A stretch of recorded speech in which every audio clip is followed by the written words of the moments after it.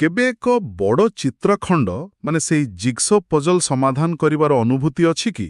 ହଁ, ସେଇଟା ତ ବହୁତ ମଜାଦାର କାମ। ଏକଦମ। ଆସନ୍ତୁ କଳ୍ପନା କରିବା ଯେ ଟେବୁଲ ଉପରେ କିଛି ଅଲଗା ଅଲଗା ଖଣ୍ଡ ପଡ଼ିଛି। ଗୋଟିଏ ଖଣ୍ଡରେ ଗଛର ଚିତ୍ର ଅଛି, ଅନ୍ୟଟିରେ ପାଣି ଟୋପା, ଆଉ ଗୋଟିଏରେ ଖଣ୍ଡେ ଚୁମ୍ବକ।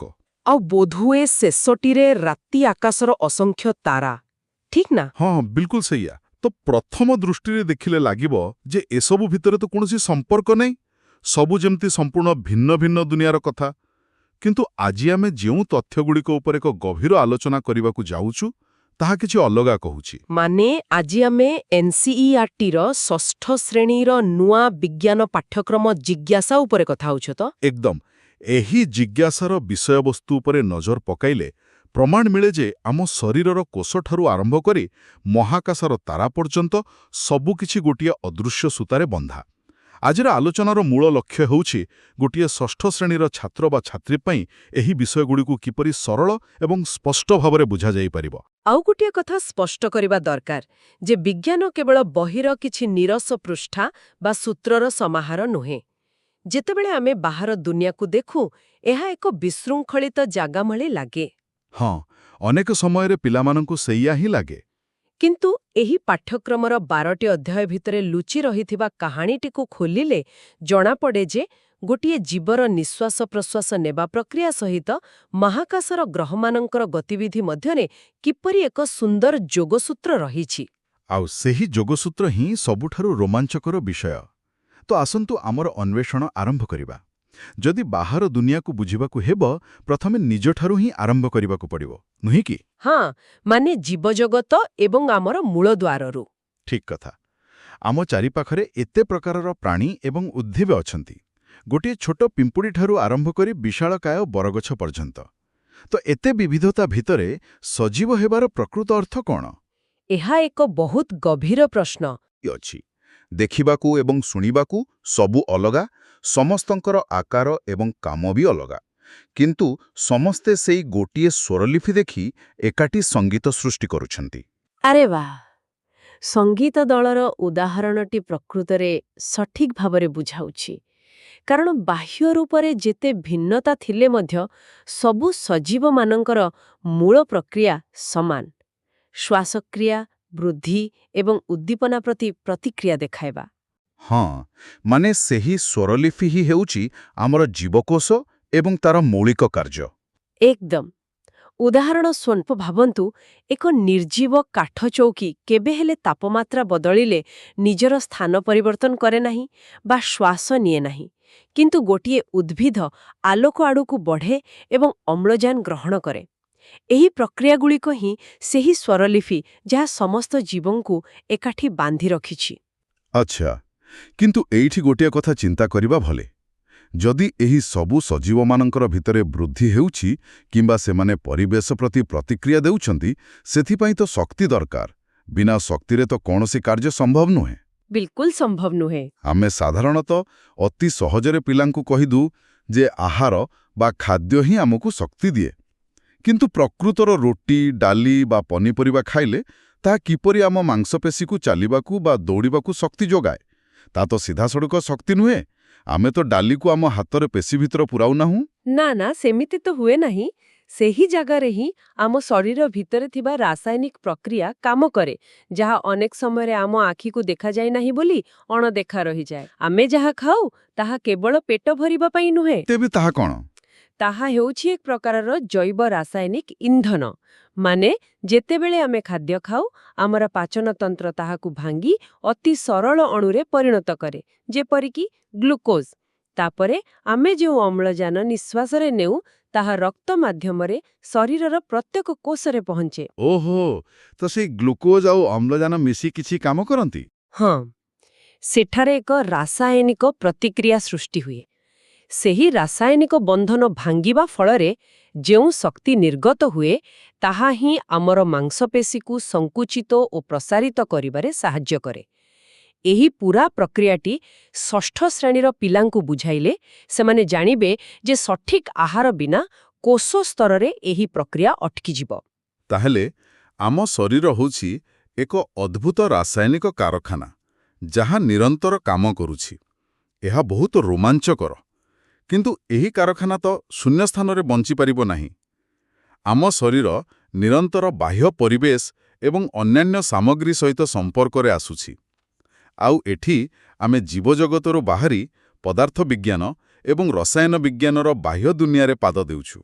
ହଁ, ମାନେ ଆମ ଆଖପାଖରେ ଥିବା ସାମଗ୍ରୀ କାଠ, ଲୁହା, ପ୍ଲାଷ୍ଟିକ, କାଚ ଏସବୁ ବିଷୟରେ ଜାଣିବାକୁ ପଡ଼ିବ।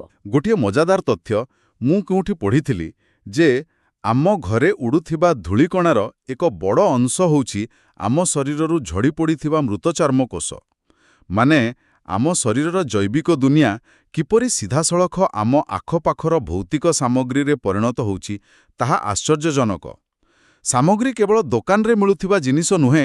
ହଁ ହଁ, ଏହି ଉଦାହରଣଟି ପ୍ରମାଣ କରେ ଯେ ସଜୀବ ଏବଂ ନିର୍ଜୀବ ଜଗତ ମଧ୍ୟରେ ଥିବା ସୀମାରେଖା କେତେ ଅସ୍ପଷ୍ଟ। କିନ୍ତୁ ଯେତେବେଳେ ଆମେ ଏହି ବାହ୍ୟ ବସ୍ତୁଗୁଡ଼ିକୁ ବିଜ୍ଞାନ ଦୃଷ୍ଟିକୋଣରୁ ଦେଖୁ, ଆମକୁ ସେଗୁଡ଼ିକର ଭୌତିକ ଗୁଣ ଉପରେ ଧ୍ୟାନ ଦେବାକୁ ପଡ଼ିବ। ମାନେ ବସ୍ତୁଟି କଠିନ ନା ନରମ, ସେହିପରି କିଛି? ଏକଦମ। ଏହା ପାଣିରେ ଭାସିବ ନା ବୁଡ଼ିଯିବ? ଏହା ମଧ୍ୟ ଦେଇ ଆଲୋକ ଯାଇପାରିବ କି ନାହିଁ? ଏହି ଗୁଣଗୁଡ଼ିକୁ ଚିହ୍ନିବା ପରେ ହିଁ ଆମେ ପୃଥକୀକରଣ କିମ୍ବା ଅଲଗା କରିବା ପଦ୍ଧତି ପ୍ରୟୋଗ କରିପାରିବା। ଦୈନନ୍ଦିନ ଜୀବନରେ ଏହି ପୃଥକୀକରଣ ଏକ ନିତାନ୍ତ ଆବଶ୍ୟକ କୌଶଳ। ପୃଥକୀକରଣ କଥା ଉଠିଲା ବେଳକୁ ପ୍ରାୟତଃ ଲୋକେ ଭାବନ୍ତି ଯେ ଚା ପାଣିରୁ ଚାପତି ଛାଣିବା ହିଁ ବୋଧହୁଏ ପୃଥକୀକରଣ। କିନ୍ତୁ ମୋତେ ଲାଗେ ଏହା ଏକ ଅସଜୋଡ଼ା ଖେଳନା ବାକ୍ସ ସହ ସମାନ, ଯେଉଁଠାରୁ ଦରକାରୀ ଜିନିଷ ଅଲଗା କରିବାକୁ ପଡ଼େ। ଆଉ ଏହା ପଛର ବିଜ୍ଞାନ ବହୁତ ଗଭୀର। ହଁ, ସେଇଟା ସତ। ସମସ୍ତ ଜିନିଷ ମିଶାମିଶି ହୋଇ ରହିବା ତ ପ୍ରକୃତିର ନିୟମ। ଠିକ୍, ଆମେ କେବଳ ବସ୍ତୁର ଘନତ୍ୱ, ଆକାର ଏବଂ ଓଜନ ଭଳି ଗୁଣର ବ୍ୟବହାର କରି ଗୋଟିଏ ବସ୍ତୁରୁ ଅନ୍ୟ ବସ୍ତୁକୁ ଅଲଗା କରୁଛୁ। ଧରନ୍ତୁ ବାଲି ଏବଂ ଲୁହାଗୁଣ୍ଡ ମିଶିଯାଇଛି। ସେଠାରେ ହାତରେ ବାଛିବା ସମ୍ପୂର୍ଣ୍ଣ ଅସମ୍ଭବ। ଅଲଗା ଗୁଣର ବ୍ୟବହାର ଦରକାର। କିମ୍ବା ଯଦି ଗୋଟିଏ କୁଣ୍ଡା ଧରି ପବନରେ ଧାନରୁ ଅଗାଡ଼ି ଅଲଗା କରାଯାଉଛି, ସେଠାରେ ଓଜନର ପାର୍ଥକ୍ୟକୁ ବ୍ୟବହାର କରାଯାଉଛି। ଏହା ଏକ ଚମତ୍କାର ବ୍ୟାଖ୍ୟା। ବାଲି ଏବଂ ଲୁହାଗୁଣ୍ଡ କ୍ଷେତ୍ରରେ ଆମେ ଚୁମ୍ବକୀୟ ଗୁଣର ବ୍ୟବହାର କରି ଲୁହାକୁ ଅଲଗା କରିପାରିବା। ମାନେ ଏହି ଅଧ୍ୟାୟଟି କେବଳ ସଫା କରିବା ଶିଖାଏ ନାହିଁ, ବରଂ ବସ୍ତୁର ଆଭ୍ୟନ୍ତରୀଣ ଗୁଣକୁ ବୁଝିବାକୁ ବାଧ୍ୟ କରେ। ହଁ, ଯଦି ପାର୍ଥକ୍ୟ ନ ଜାଣିବା ତାହେଲେ ଅଲଗା କରିପାରିବା ନାହିଁ। ଆଉ ଏହାର ସବୁଠାରୁ ବଡ଼ ଉଦାହରଣ ହେଉଛି ବାଷ୍ପୀକରଣ ପ୍ରକ୍ରିୟାରେ ସମୁଦ୍ର ପାଣିରୁ ଲୁଣ କାଢ଼ିବା। ସୂର୍ଯ୍ୟ କିରଣରେ ପାଣି ବାଷ୍ପ ହୋଇ ଉପରକୁ ଉଡ଼ିଯାଏ, କିନ୍ତୁ ଲୁଣ କଠିନ ଆକାରରେ ତଳେ ରହିଯାଏ। ଏଠାରେ ଉତ୍ତାପ ପ୍ରତି ଦୁଇଟି ପଦାର୍ଥର ଭିନ୍ନ ପ୍ରତିକ୍ରିୟା ହିଁ ପୃଥକୀକରଣର ମୂଳଦୁଆ। ଆଉ ଯେତେବେଳେ ଆମେ ପାଣି ଏବଂ ବାଷ୍ପୀକରଣ କଥା କହୁଛୁ, ମୋ ମନରେ ଗୋଟିଏ ପ୍ରଶ୍ନ ବାରମ୍ବାର ଆସେ।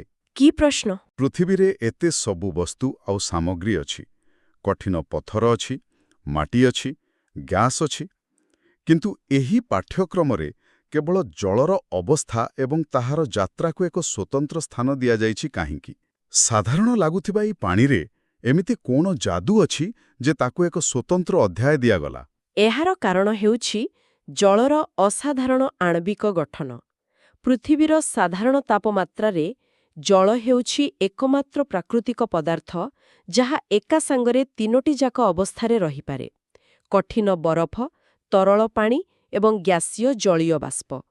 ଅନ୍ୟ କୌଣସି ପଦାର୍ଥ ଏତେ ସହଜରେ ନିଜର ଅବସ୍ଥା ବଦଳାଇ ପାରେ ନାହିଁ।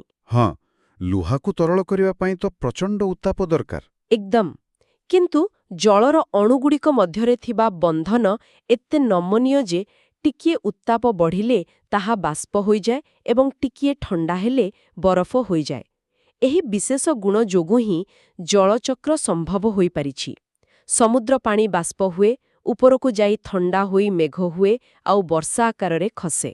ବା, ଯଦି ଏହି ଗୁଣ ନଥାନ୍ତା ତେବେ ତ ସମୁଦ୍ରରୁ ମିଠା ପାଣି ସ୍ଥଳଭାଗକୁ କେବେ ଆସିପାରିନଥାନ୍ତା, ଆଉ ଆମେ ଯେଉଁ ଜୀବଜଗତର ବିବିଧତା ବିଷୟରେ କଥା ହେଉଥିଲେ ତାହା କେବେ ବି ସମ୍ଭବ ହୋଇନଥାନ୍ତା। ମୋତେ ଲାଗୁଛି ଏହା ହିଁ ହେଉଛି ପ୍ରକୃତ ଆବିଷ୍କାର। ନିଶ୍ଚିତ ଭାବରେ ମାଟି, ପବନ ଓ ଜଳ ମିଶି ପ୍ରକୃତିର ଏକ ଅମୂଲ୍ୟ ସମ୍ପଦ ତିଆରି କରୁଛନ୍ତି। ଏହା ଗୋଟିଏ ନିରନ୍ତର ସ୍ୱୟଂଚାଳିତ ଚକ୍ରରେ ଘୂରି ବୁଲୁଛି। କିନ୍ତୁ କ'ଣ? ବିଜ୍ଞାନରେ କେବଳ ବସ୍ତୁଗୁଡ଼ିକୁ ଚିହ୍ନିଲେ ତ ହେବ ନାହିଁ, ନୁହେଁ କି? ହଁ, ସେଇଆ ହିଁ ମୁଁ କହିବାକୁ ଯାଉଥିଲି।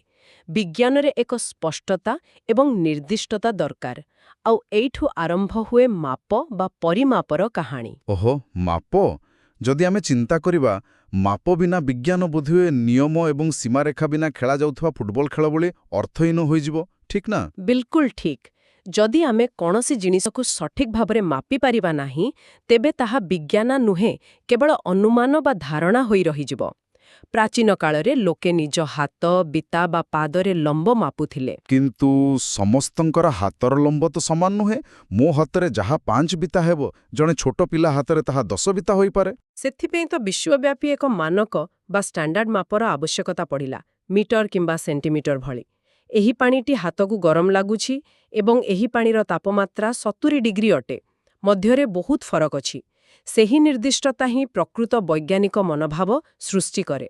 ମାନେ ତାପମାତ୍ରା, ଗତି ଏବଂ ଦୂରତ୍ୱ ମାପିବା ଶିଖିଲେ ହିଁ ପିଲାମାନେ ଘଟଣାଗୁଡ଼ିକର ସଠିକ୍ କାରଣ ବାହାର କରିପାରିବେ। ଆଚ୍ଛା, ଏହି ମାପିବା କଥାରୁ ଏକ ନୂଆ ଦିଗ ଉନ୍ମୋଚିତ ହେଉଛି। ସେଇଟା କି ଦିଗ? ଆମେ ଦୂରତା ମାପିପାରିବା, ତାପମାତ୍ରା ମାପିପାରିବା। ଏଗୁଡ଼ିକ ଏପରି ଜିନିଷ ଯାହା ଆମେ ଦେଖିପାରିବା ବା ଅନୁଭବ କରିପାରିବା। କିନ୍ତୁ ଆଲୋଚନାକୁ ଆଉ ଟିକେ ଗଭୀରକୁ ନେଇଯିବା। ଏହିସବୁ ଦୃଶ୍ୟମାନ ପଦାର୍ଥ ଓ ମାପର ଦୁନିଆ ଭିତରେ ହଠାତ୍ ଗୋଟିଏ ନୂଆ ଧାରଣା ସାମ୍ନାକୁ ଆସେ, ଚୁମ୍ବକ। ଆରେ ବା, ଚୁମ୍ବକ ଏକ ବହୁତ କୌତୂହଳପୂର୍ଣ୍ଣ ବିଷୟ। ହଁ, ମାନେ ଯେତେବେଳେ ମୁଁ ଏହା ଉପରେ ପଢ଼ୁଥିଲି, ମୁଁ ପ୍ରକୃତିରେ ଦ୍ୱନ୍ଦ୍ୱରେ ପଡ଼ିଥିଲି ଯେ ବାସ୍ତବରେ ଚୁମ୍ବକ ଏହି କାହାଣୀରେ କିପରି ଖାପ ଖାଉଛି। ଦୁଇଟି ଚୁମ୍ବକ ବିନା ସ୍ପର୍ଶରେ କିପରି ପରସ୍ପରକୁ ଟାଣନ୍ତି କିମ୍ବା ଠେଲନ୍ତି, ଏବଂ ସବୁଠୁ ବଡ଼ କଥା ହେଉଛି ଏହାକୁ ପଦାର୍ଥ ବିଜ୍ଞାନର ମୌଳିକ ନିୟମଗୁଡ଼ିକ ସହିତ କିପରି ଯୋଡ଼ାଯାଇପାରିବ। ଏହା ହିଁ ହେଉଛି ପଦାର୍ଥ ବିଜ୍ଞାନର ସବୁଠାରୁ ଆଶ୍ଚର୍ଯ୍ୟଜନକ ଅଂଶ, ଯାହା ପିଲାଙ୍କର ଚିନ୍ତାଧାରାକୁ ସମ୍ପୂର୍ଣ୍ଣ ବଦଳାଇ ଦିଏ। ଆମେ ଆଖିରେ ଯାହା ଦେଖୁ, ଦୁନିଆ କେବଳ ସେତିକି ନୁହେଁ। ଚୁମ୍ବକ ଆମକୁ ଅଦୃଶ୍ୟ ବଳ ବା ଯାହାକୁ ଆମେ ଆଖିରେ ଦେଖି ନ ପାରିବା ଭଳି ଶକ୍ତି ସହିତ ପରିଚିତ କରାଏ। ମାନେ ଯାହା ଦେଖାଯାଏ ନାହିଁ କିନ୍ତୁ ଅନୁଭବ କରିହୁଏ। ହଁ, ଯଦି ଆମେ ଆଣବିକ ସ୍ତରକୁ ଯିବା, ବଟି ଚୁମ୍ବକ ଭିତରେ ଥିବା ଇଲେକ୍ଟ୍ରୋନଗୁଡ଼ିକ ଏକ ନିର୍ଦ୍ଦିଷ୍ଟ ଦିଗରେ ଘୁରୁଥାନ୍ତି। ଏହି ଏକତ୍ରିତ ଗତି ଏକ ଚୁମ୍ବକୀୟ କ୍ଷେତ୍ର ସୃଷ୍ଟି କରେ, ଯାହା ଚୁମ୍ବକର ଚାରିପାଖରେ ଏକ ଅଦୃଶ୍ୟ ଜାଲ ବୁଣିଦିଏ। ଏହି କ୍ଷେତ୍ରଟି ଅନ୍ୟ ଏକ ଲୁହାଖଣ୍ଡକୁ ଦୂରରୁ ଆକର୍ଷିତ କରିପାରେ। ଆଚ୍ଛା, ମଝିରେ ଥିବା ଖାଲି ସ୍ଥାନରେ କୌଣସି ସୂତା ବା ବାଡ଼ି ନାହିଁ, ତଥାପି ଶକ୍ତିର ଆଦାନ ପ୍ରଦାନ ହେଉଛି। ଏହା ତ ଏକ ଯୁଗାନ୍ତକାରୀ ବିଚାର। ଏକଦମ। କାରଣ ଏହା ପିଲାଙ୍କ ମନରେ ପ୍ରଶ୍ନ କରିବାର ସାହସ ସୃଷ୍ଟି କରେ ଯେ ବିଶ୍ୱ ବ୍ରହ୍ମାଣ୍ଡରେ ଏମିତି ଅନେକ ବଳ ଅଛି ଯାହା ଆଖିକୁ ଦେଖାଯାଏ ନାହିଁ, କିନ୍ତୁ ସେମାନେ ନିୟନ୍ତ୍ରଣ କରୁଛନ୍ତି ଆମର ସମ୍ପୂର୍ଣ୍ଣ ଜଗତକୁ। ତାହେଲେ ଚୁମ୍ବକ ହେଉଛି ଏକ ପ୍ରକାରର ପୋଲ୍ ବା ସେତୁ, ଯାହା ଆମକୁ ଆମର ଚିହ୍ନା ଦୁନିଆରୁ ନେଇ ମହାକାଶର ବିଶାଳ ଅଦୃଶ୍ୟ ଶକ୍ତି ସହ ପରିଚିତ କରାଉଛି। ଯଦି ଚୁମ୍ବକୀୟ କ୍ଷେତ୍ର ଏକ ଅଦୃଶ୍ୟ ବଳ, ତେବେ ମାଧ୍ୟାକର୍ଷଣ ଶକ୍ତି ମଧ୍ୟ ତ ଏକ ଅଦୃଶ୍ୟ ବଳ। ହଁ, ବିଲକୁଲ ସେଇଆ। ଆଉ ଏହା ଆମକୁ ସିଧାସଳଖ ନେଇଯାଉଛି ପରବର୍ତ୍ତୀ ଆଉ ସବୁଠାରୁ ରୋମାଞ୍ଚକର ସୋପାନକୁ, ମହାକାଶ, ମାନେ ପୃଥିବୀ ବାହାରର ରହସ୍ୟ। ଏବେ ବୁଝି ହେଉଛି ଯେ ଯଦି ପିଲାଟିଏ ଅଦୃଶ୍ୟ ବଳ ଏବଂ ମାପର ଧାରଣା ବୁଝିନାହିଁ, ସେ କେବେ ହେଲେ ବୁଝିପାରିବ ନାହିଁ ଯେ ସୂର୍ଯ୍ୟଠାରୁ କୋଟି କୋଟି ମାଇଲ ଦୂରରେ ଥାଇ ମଧ୍ୟ ପୃଥିବୀ କିପରି ତାର କକ୍ଷପଥରେ ଘୁରୁଛି। ଏବଂ ଏହି ମହାକାଶ ବିଜ୍ଞାନ ହିଁ ଏହି ସମ୍ପୂର୍ଣ୍ଣ ପାଠ୍ୟକ୍ରମର ଶୀର୍ଷବିନ୍ଦୁ ଅଟେ।